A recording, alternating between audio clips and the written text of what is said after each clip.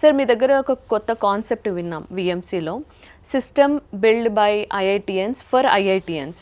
So యాక్చువల్గా concept వెనుక ఉన్న రీజన్ ఏంటి సార్? అంటే దిస్ ఈజ్ ఓన్లీ ఫర్ ఐఐటియన్సా లేకపోతే?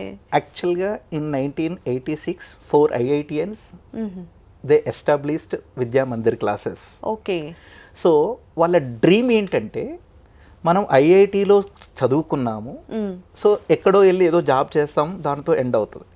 కానీ మనలాగా చాలామంది రూరల్ బ్యాక్గ్రౌండ్లో ఉన్న పిల్లలు అవ్వచ్చు, లేదా త్రూ అవుట్ కంట్రీ బాగా చదివే పిల్లలు కూడా ఐఐటిలోకి రావాలి.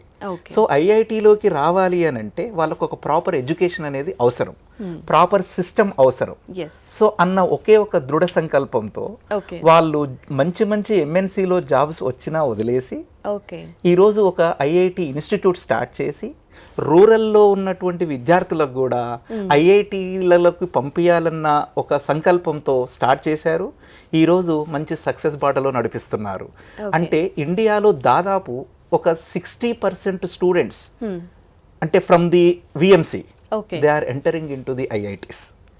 సో కాబట్టి దాన్ని మేము చాలా గ్రేట్గా కూడా ఫీల్ అవుతున్నాం మేము.